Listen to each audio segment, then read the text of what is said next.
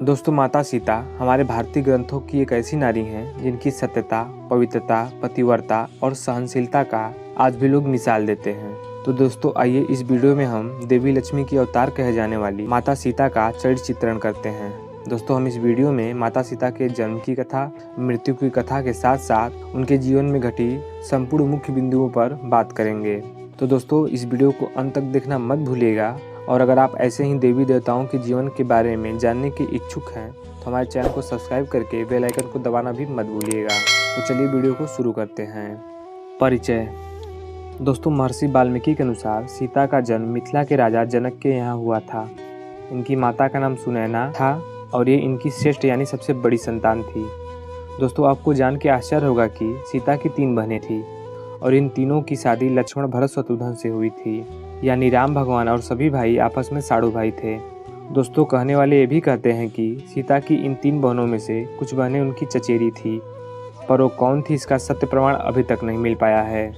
दोस्तों, माता सीता के जन्म की अनेक प्रचलित कथाएं हैं, जिनमें से सबसे प्रचलित कथा के अनुसार जब राजा जनक के राज्य में भयंकर सूखा पड़ा और हर तरफ त्राही त्राही मच गई, तब राजा जनक ने कई देश के ऋषियों को बुलाकर एक महान यज्ञ किया, जिसके बाद ऋषि मुनियों ने उन्हें बताया कि बारिश करवाने के लिए उन्हें सोने के हल से खेत जोतने होंगे।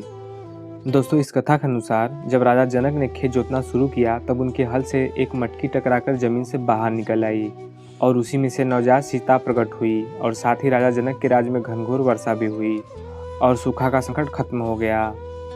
दोस्तों, माता सीता के जन्म से संबंधित एक और कथा बेहद प्रचलित है। दोस्तों, इस कथा के अनुसार सीता माता लक्ष्मी के अवतार नहीं बल्कि एक तपस्विनी साध्वी वेदवती की पुनर्जन्म थी, जो कि एक विश्वव्यापी सुंदरी थी। दोस्तों, वेदवती के तपस्वी माता पिता की इच्छा थी कि उसकी शादी भगवान विष्णु से हो, जो कि कुछ दानवों को पसंद नहीं आई और उन्होंने वेदवती के माता पिता की रात में सोते समय ही हत्या कर दी। जिसके बाद तपस्वी वेदवती अपने माता पिता की इच्छा पूर्ण करने के लिए भगवान विष्णु का हिमालय पर तप करने लगी।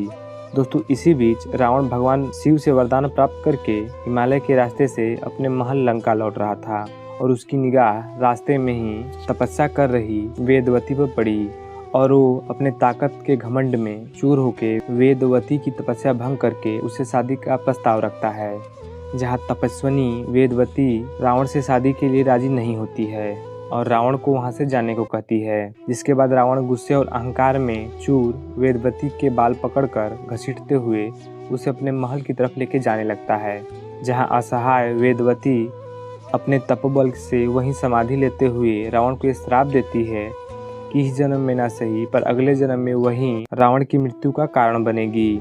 दोस्तों, इस कथा के अनुसार यही तपस्विनी वेदवती अगले जन्म में राजा जनक के यहाँ माता सीता के रूप में जन्म लेती है और भगवान विष्णु के अवतरित राम से शादी करके रावण के वध का कारण बन के अपने पिता की इच्छा और अपने श्राप को पूरा करती है।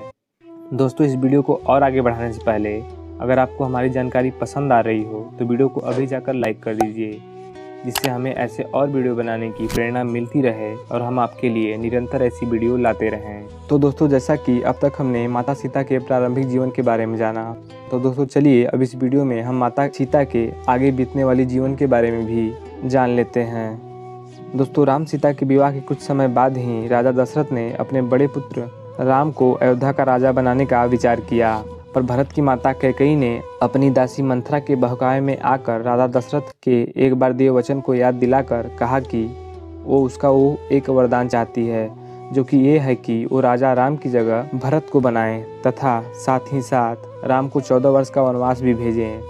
राजा दशरथ ने कोई एक वरदान कैकेयी को मांगने का एक बार वचन दिया था, इसलिए न चाहते हुए भी राजा दशरथ को ये फरमान सुनाना पड़ा। जिसके बाद भगवान राम ने सीता माता और लक्ष्मण के साथ 14 साल का वनवास को स्वीकार कर लिया। दोस्तों, विगत 13 साल वनवास बीत जाने के बाद एक दिन रावण की बहन सुपंखा का निगाह लकड़ी गढ़ते लक्ष्मण में पड़ा, जहां सुपंखा ने उनसे शादी करने का प्रस्ताव रखा, पर लक्ष्मण के साफ मना करने के बाद उसने सोचा कि लक्ष्मण की अर्धांगिनी सीता है और वो सीता की वजह से उससे शादी नहीं कर रहे, इसलिए अगर वो सीता को मार देगी तो लक्ष्मण उनसे शादी कर लेंगे। अपनी इसी सोच के साथ वो सीता माता को मारने के लिए आगे बढ़ती है, पर उससे पहले ही लक्ष्मण अपनी बगल में लटके चाकू से सुपंखा की नाक काट देते हैं, जिसकी दुहाई देते हुए सुपंखा रावण के पास पहुंचती है और रावण को वो उसका बदला लेने के लिए कहती है।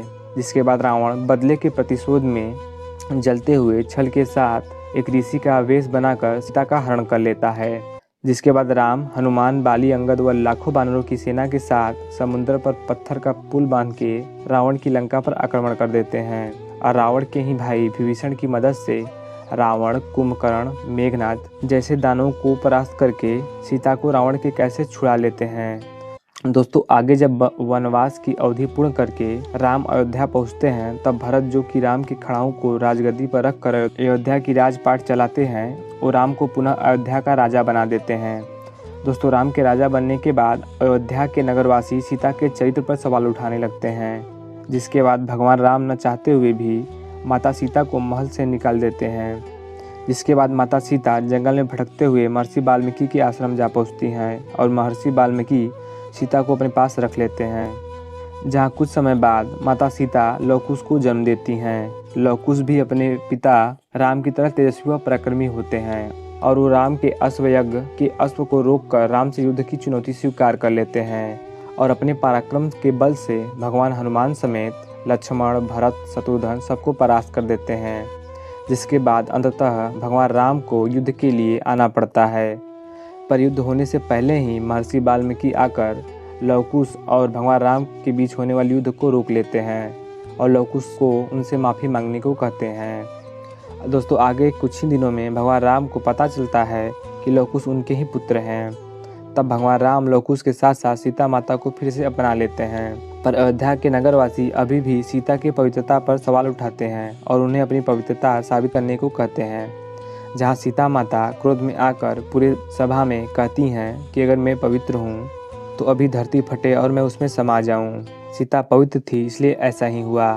धरती फटी, उसमें से माता धरती निकली और वो सीता को लेकर पाताल में चली गई और साथ ही वो अपनी पवित्रता की सबूत भी दे गई। दोस्तों माता सीता के ऐसे बहुत सारे रहस्य हैं जिसे मैं आपको बताने को बेताब हूँ, पर वीडियो लंबा होने के डर से मैं नहीं बता पा रहा हूँ। पर अगर आप इस वीडियो को एक अच्छा लाइक देते हैं तो मैं जल्द ही सीता माता पर दूसरा वीडियो बनाऊंगा। तब तक के लिए चैनल को सब्सक्राइब करके बेल आइकन को दबाना मत भूलिएगा। जय श्री राम।